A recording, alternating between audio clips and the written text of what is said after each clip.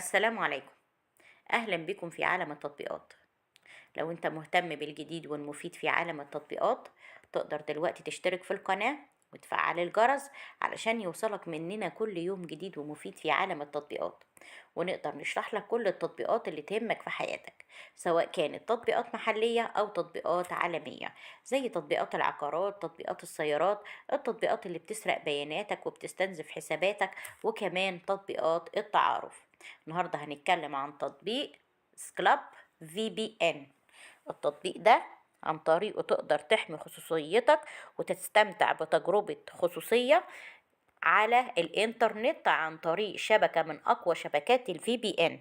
التطبيق ده هو تطبيق برنامج في بي إن قوي مصمم لتزويدك بحماية استثنائية للخصوصية، وهيمكنك من الحصول على تجربة تصفح آمنة جدا عبر الإنترنت.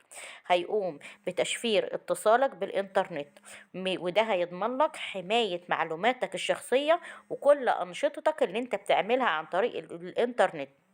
دلوقتي من خلال استخدام خوادم الفي بي ان الخاصة هتقدر تخفي عنوان الاي بي الحقيقي الخاص بيك، ويحمي معلومات هويتك وموقعك.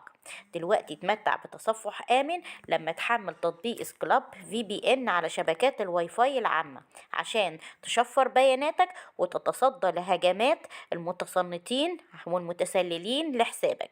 التطبيق ده مساحته 22 ميجا بايت بس، وحجم عمليات التنزيل ليه أكتر من مليون عملية تنزيل، وتقييمه على جوجل حوالي 4.1، وده بيدل على رضا المستخدمين عن التطبيق. تقدر عن تطبيق الفي بي ان ده ان انت تستمتع باتصالات مستقرة وعالية السرعة عشان تتصفح مواقع الويب وتنزل الملفات بسهولة جدا. تقدر بنقرة واحدة بس بتحميلك للتطبيق ان انت تستمتع بتصفح الانترنت بشكل مجهول وآمن من غير أي تعقيدات أو أي أشياء معقدة ممكن تعوقك.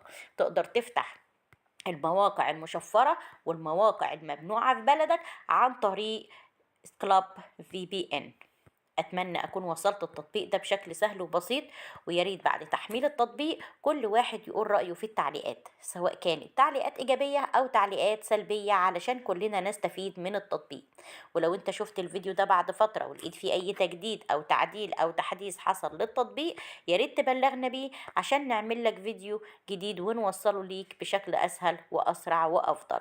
دلوقتي اشترك في القناة وفعل الجرس علشان يوصلك مننا كل يوم جديد ومفيد في عالم التطبيقات، أو تواصل معانا على صفحتنا، صفحة مراجع برامج الموجودة على الفيسبوك.